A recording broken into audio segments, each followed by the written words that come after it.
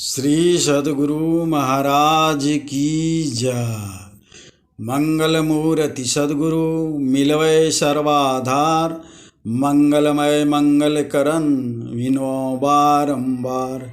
धन्य धन्य सद्गुरु सुखदा महिमा कही न जा, जो कछु कहूँ तुम्हारी कृपा मोते कछु बसा।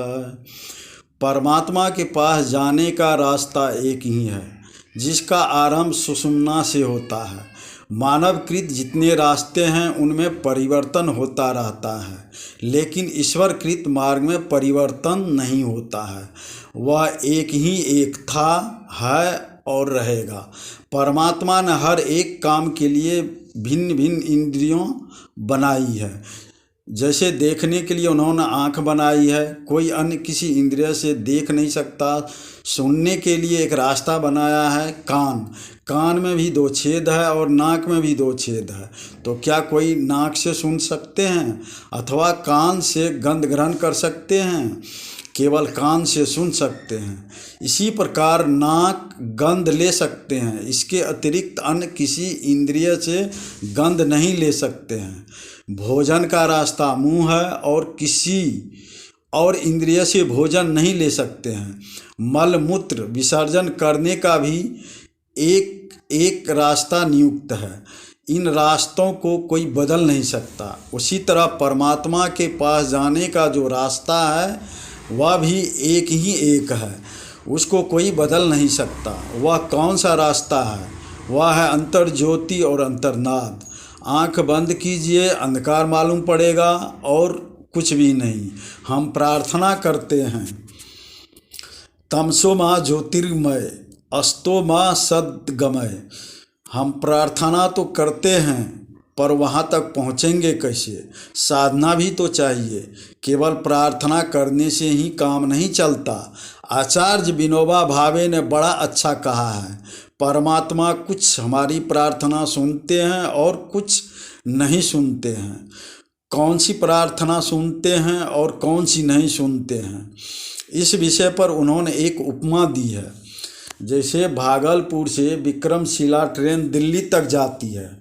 विक्रमशिला ट्रेन में आप बैठिए और परमात्मा से प्रार्थना कीजिए कि हे प्रभु, मेरे सकुशल दिल्ली पहुंचा दीजिए, तो यह प्रार्थना परमात्मा सुन लेंगे। लेकिन उसी विक्रमशिला ट्रेन में बैठकर अगर आप प्रार्थना करेंगे कि हे प्रभु, हमको सकुशल कलकत्ता पहुंचा दीजिए, तो यह प्रार्थना वे नहीं सुनेंगे। उसी तरह जिस सवारी से हम परमात्मा तक पहुंच सकेंगे, उस सवारी पर बैठने पर ही परमात्मा के पास पहुंच सकेंगे।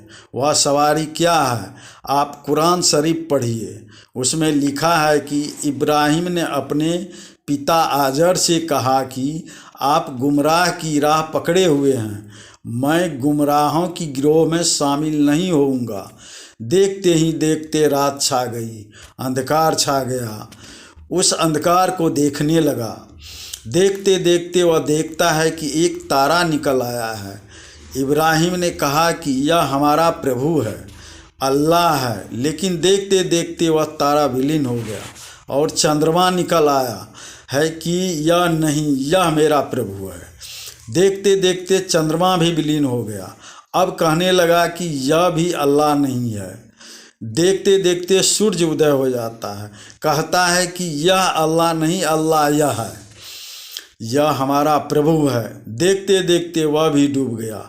अब समझने की बात यह है कि इब्राहिम को अंधकार मालूम हुआ, तारा मालूम पड़ा, फिर उसे चंद्रमा मालूम पड़ा और सूर्य भी मालूम पड़ा।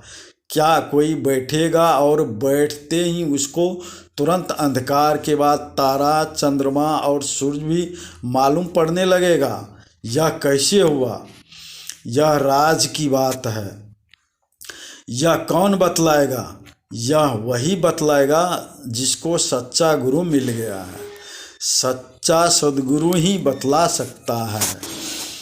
महर्षि संत सेवी परमहंस जी महाराज का यह प्रवचन दिनांक 15/5/2003 ईस्वी को महर्षि में ही जयंती के अवसर पर महर्षि में ही आश्रम कुप्पाघाट भागलपुर में हुआ था।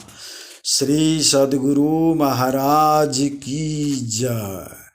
श्री सद्गुरु महाराज की जय।